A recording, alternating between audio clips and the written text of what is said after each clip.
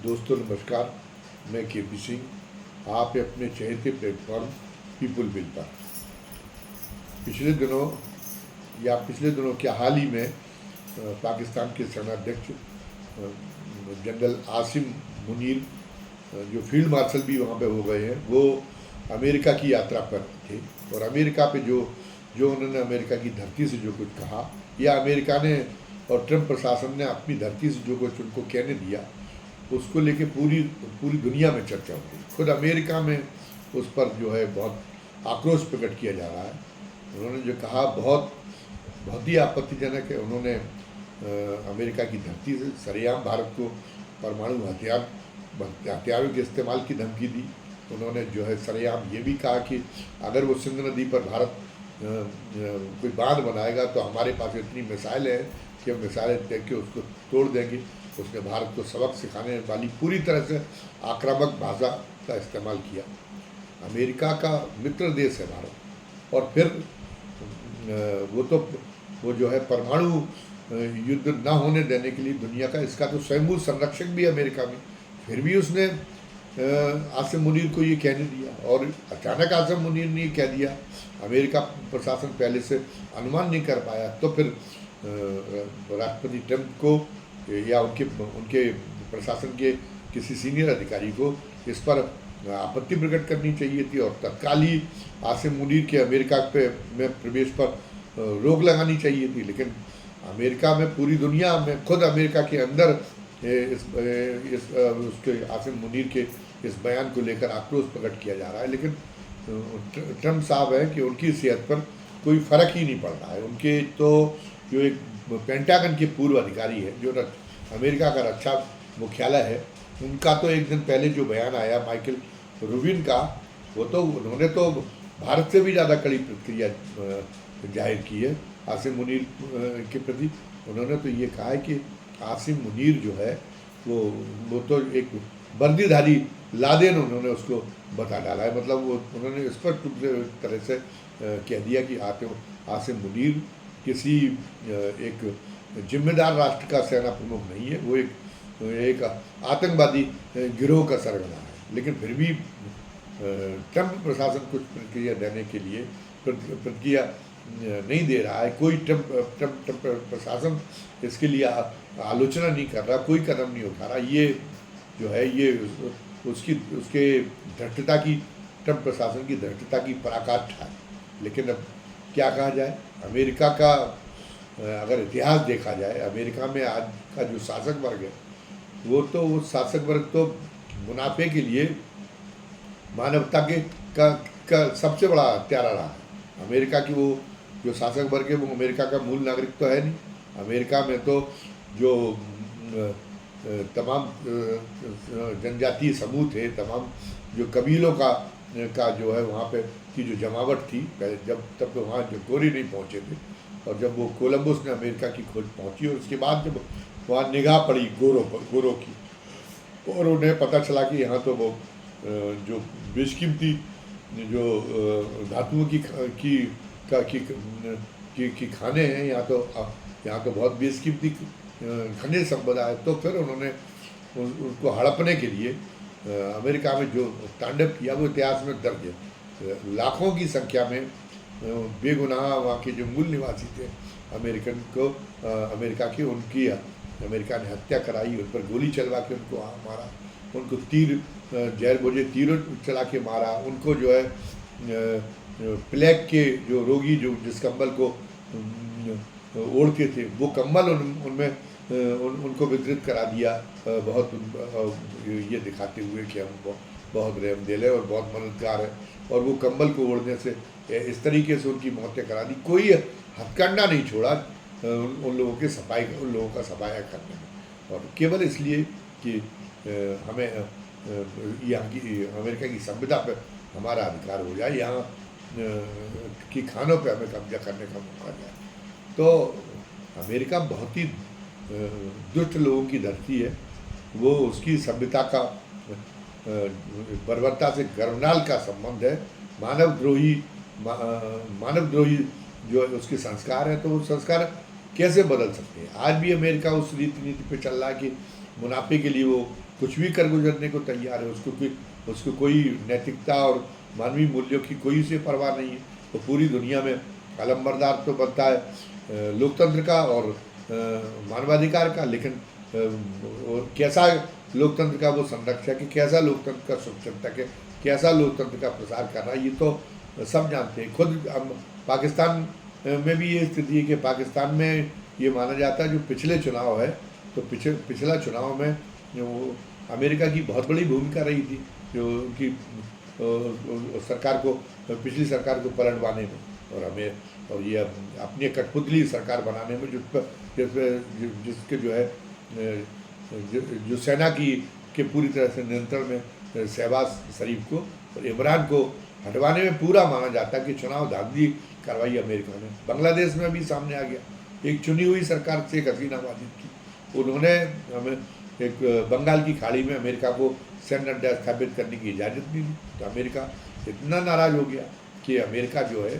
जो 2001 में जो अमेरिका की WTO पे और पेंटागन पे जो हमला हुआ था, और उसके बाद में अमेरिका चिघाड़ा था कि अब हम आतंकवाद का समूल नाश कर देंगे। उसने बड़ी आतंकवाद विरोधी प्रतिबद्धता दिखाई दी, संसार में हम कहीं आतंकवाद के साथ में कोई समझौता नहीं करेंगे। लेकिन उसकी दृढ़ता कुछ ही दिनों की बात थी, वो बात जैसे ही बीती और उसको फिर वही उसी धंधे में लग गया। वो तो आज तो वो आतंकवाद को पोषित करते हुए दिखाई दे रहा, बजाय आतंकवाद का सफाया करने को। पहले भी ये था, जो हमला हुआ था, जो उसामा बिन लादेन ने कराया था, तो उसामा बिन लादेन का जो किरदार है वो उत्पत्ति किसकी थी? तो उसको तो अफ़गानिस्तान की अच्छी खासी अच्छी भली सरकार नजीबुल्लाह को गिराने के लिए, नजीबुल्लाह की सरकार को उखाड़ने के लिए उसामा बिन लादेन को उन्होंने अमेरिका ने इस्तेमाल किया। उसी अमेरिका ने उसको, जैसे इंदिरा गांधी ने अकालियों से निपटने के लिए जनरल सिंह भिंडरावाले को तैयार किया था, और फिर भिंडरावाले ही उनके लिए भस्मासुर बन गया, और उसी में इंदिरा गांधी की हत्या भी हुई और देश को भी उसकी बहुत बड़ी कीमत चुकानी पड़ी। तो वैसे ही जो है उसामा बिन लादेन अमेरिका का खुद का प्रोडक्ट था, उससे अफ़गानिस्तान की सरकार को तो उन्होंने ध्वस्त करा दिया, अफ़गानिस्तान को तो उन्होंने नरक बना दिया, जिससे अभी भी अफ़गानिस्तान नहीं उभर पाया। अभी भी वहाँ पे अस्थिरता और खूरेजी का माहौल बना हुआ है। तो ये जो है ये तो वो उसामा बिन लादेन, लेकिन उसके बाद में जो उसको चस्का लग गया, उसके माध्यम से उन्होंने जो इस्लाम का जो जिहाद का कंसेप्ट है उसका मिस इंटरप्रिटेशन कराया, उसकी ऐसी व्याख्या कराई कि वहाँ वो एक सिरफिरेपन जैसी माहौल पैदा हो गया। और उसामा बिन लादेन ने वो नौजवान जिन्होंने भी दुनिया देखी नहीं, जो बहुत जज्बाती होते हैं, उनको आतंकवाद की भट्टी में उनको जो है जो आतंकवाद की उसमें गर्त में धकेल दिया, पूरी सारी दुनिया में उससे तांडव मचा दिया। और जब अमेरिका पे उसकी गाजगिरी, तब उसने उसामा बिन लादेन को मरवाया। तो अमेरिका को अब सोच लेना चाहिए था कि भविष्य में वो कोई दूसरा उसामा बिन लादेन पैदा न होने दे। लेकिन उसका तो हमने ये कहा कि उसकी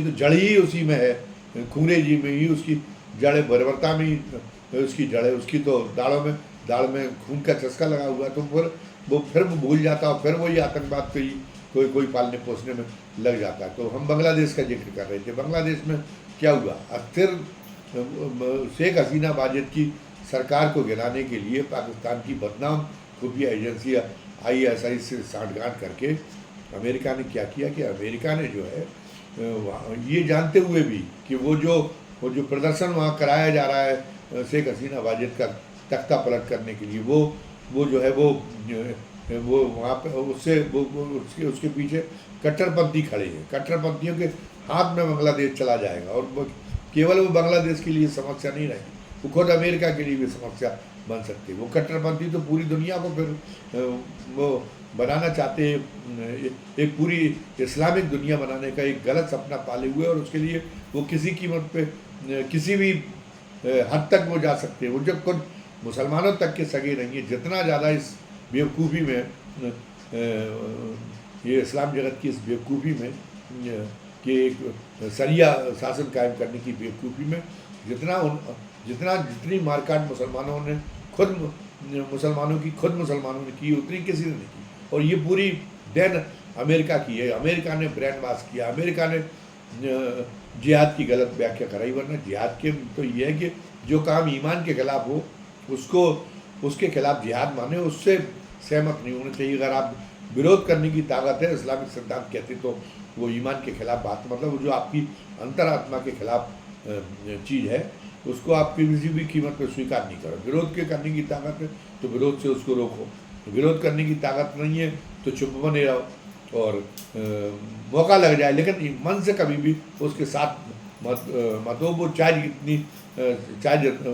ईमान के खिलाफ जाने वाले चाहे जितने सहजोर क्यों ना हो, लेकिन वो उन्होंने जिहाद की व्याख्या कैसी व्याख्या करा दी कि जिससे आज गुमराह मुस्लिम नौजवान आज पूरी दुनिया में तांडव मचाए हुए। अब कुछ शांति हो रही थी तो उन्होंने एक बांग्लादेश में कर दिया और पाकिस्तान में भी वही खेल करने में लगे हुए हैं। देखिए अमेरिका का दोगलापन कि उसने खुद ये स्वीकार किया अभी चंद रोज पहले ही कि पहलगाम में जो आतंकी हमला हुआ वो पाकिस्तान का जो प्रतिबंधित संगठन है लश्कर-ए-तैयबा, उसका जो एक और मुखौटा संगठन उसने तैयार किया है प्रतिबंधों से बचने के लिए, द रेजिस्टेंस फ्रंट, ये उसका काम है। तो उसके बाद तो फिर उसके तेवर पाकिस्तान के प्रति सख्त हो ही जाने चाहिए थे, लेकिन अब उससे पाकिस्तान में ज़्यादा मुनाफा नज़र आ रहा है। उसे ये भी नहीं लग रहा कि पाकिस्तान की और चीन के बीच में ज़्यादा सगापन है अमेरिका की तुलना में, लेकिन वो इसको भी नज़रअंदाज कर रहा है। वो फिर भी वो जो है पाकिस्तान के में भी वो कट्टरपंथी तत्वों को बढ़ावा देने में लगा हुआ है। वो मानवाधिकारों को कुचलने वाली, पूरी मानवता के लिए जो खतरा बने हुए हैं, उन लोगों को पाकिस्तान में हावी करने में लगा हुआ है, ये आसिम मुनीर को बढ़ावा देने की।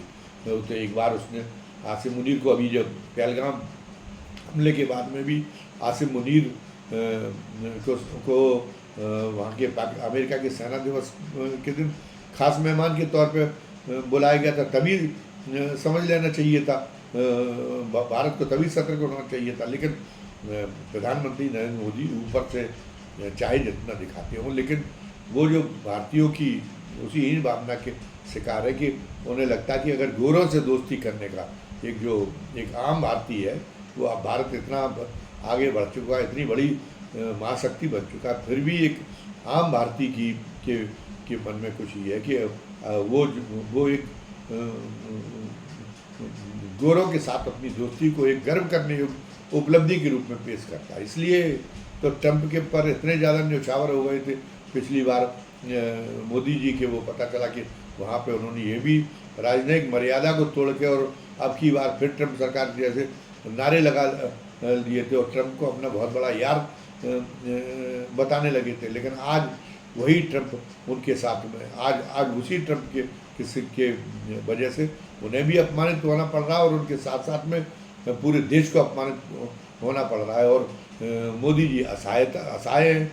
राहुल गांधी संसद में चैलेंज देते कि ट्रंप का नाम लेकर दिखाओ, वो ट्रंप का जो है, लेकिन वो ट्रंप के नाम लेकर ट्रंप की आलोचना नहीं कर पाते। वो बिना नाम लिए हुए थोड़े बहुत अमेरिका पर प्रहार करें। पहले शुरू में तो वो बिल्कुल अमेरिका को कतई कोई जवाब नहीं दे पा रहे थे। अब वो कह रहे हैं, लेकिन फिर भी ये बचाव करते हुए आखिर वो ट्रंप से उनको इतना डर क्यों है। और ट्रंप के पीछे उन्होंने गलती ये कर दी थी कि रूस जो हमारा परखा हुआ मित्र था, उस रूस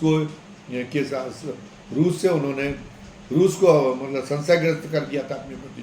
कुछ ऐसे फैसले हुए कि लगा कि साफ दिखाई देने लगा कि अमेरिका की झोली में जाके गिर गया भारत, तो रूस संशय में हो गया। और आज यही कारण है कि रूस का चीन के साथ में मेलजोल बढ़ रहा है और चीन हमेशा भारतीय हितों के विरुद्ध काम करता है। हालांकि फिर भी अब जब जो है अमेरिका के साथ में अब मोदी सरकार का मोह भंग हो चुका है, तो फिर जो है रूस ने फिर उसके प्रति ममत्व दिखाया, फिर आत्मीयता दिखाई है। रूस ने ये जो है एक राहत देने वाली बात है। तो ये भारत सरकार को थोड़ी बहुत एक औपचारिक जो तक विरोध तक सीमित नहीं रह जाना चाहिए। ये जो हिमाकत की है अमेरिका ने, और साथ साथ में जो एक हिमाकत की उसमें एक और गौर करने लायक पहलू है। आसिम मुनीर ने वहाँ कश्मीर की चर्चा भी छेड़ी है। कश्मीर को उन्होंने पाकिस्तान की गर्दन की नस बताया है। तो ये इसका केवल ये नहीं कि अनायास केवल उन्होंने कह दिया हो, इसके पीछे एक पूरी, अगर इसको बहुत गहराई के साथ में देखें तो ये समझ में आता है कि जो जो जब ये ऑपरेशन सिंदूर चल रहा था और ऑपरेशन सिंदूर का जब जो को ख़त्म, वो भारतीय सैन्य कार्रवाई को ख़त्म कराने का श्रेय जब ले रहे थे ट्रंप, तो साथ साथ में उन्होंने कश्मीर के मामले में भारत और पाकिस्तान के बीच मध्यस्थता की पेशकश भी की। हालांकि भारत ने इस पर आपत्ति जता दी थी, लेकिन वो तो जो मन बना लेते हैं ट्रंप तो अभी अब समझदार दुनिया में उसके सामने तो कोई कुछ है ही नहीं। और भारत को तो वो खास तौर से बहुत ही तुच्छ देश की तरह गिन रहा है, क्योंकि मोदी जी ने पहले गलतियां ही ऐसी कर दी हैं, तो वो उस देश की तरह गिन रहा है। तो ये जो आसिम मुनीर को जो अमेरिका की धरती से जो कहने दिया गया, कश्मीर का मुद्दा उठाने दिया गया है, तो इसमें इसको जोड़ा जाना चाहिए ट्रंप की उस मंशा से, जिसमें उसने कहा कि हम जो है हम जो मध्यस्थता करने के लिए तैयार है, और वो जबरिया मध्यस्थता बनने की कोशिश कर भी सकता है। एक द्विपक्षीय मामले को पाकिस्तान की मंशा के मुताबिक एक अंतर्राष्ट्रीय मुद्दा बनाने में सफल हो जाएगा अगर भारत से कोई भारत जरा भी भारत की सरकार गफलत में रही। तो इस नज़रिए से भी उनके बयान को, आसिम मुनीर के बयान और उसके इरादों को पर की निगहबानी आगे चल के की चाहिए। बहुत पैनी निगहबानी की ज़रूरत है। और अच्छी बात यह है कि अमेरिका के ही लोग, पेंटागन के पूर्व अधिकारी का इतना सख्त अल्फाजों में कहना, जो हिम्मत भारत नहीं कर पाया वो पेंटागन के पूर्व अधिकारियों ने करके दिखाया। तो उससे ये आभास मिलता है कि अमेरिका में भी एक बड़ा जनमत ट्रंप की हरकतों को लेकर ट्रंप के खिलाफ हो रहा है। वो ये चाहता है कि दिखावे की सही, लेकिन थोड़ी प्रमाणिकता बची रहे। थोड़ा इस मामले में अमेरिकन नीयत उनकी चाहे कुछ भी हो, लेकिन इस मामले में थोड़ी वो लोकलाज को महत्व देते हैं कि कहीं उनका लोकतंत्र का हिमायती होने का, मानवाधिकारों के हिमायती होने का छद्म कहीं टूट ना जाए। तो इसलिए इसलिए अमेरिका से भी विरोध के सुर उठे हैं। और इनका आप देखिए, ट्रंप जिस दंगे जिद्दी नेता हैं उनके ऊपर फ़र्क पड़ता है या नहीं पड़ता, ये देखने वाली बात होगी। लेकिन भारत को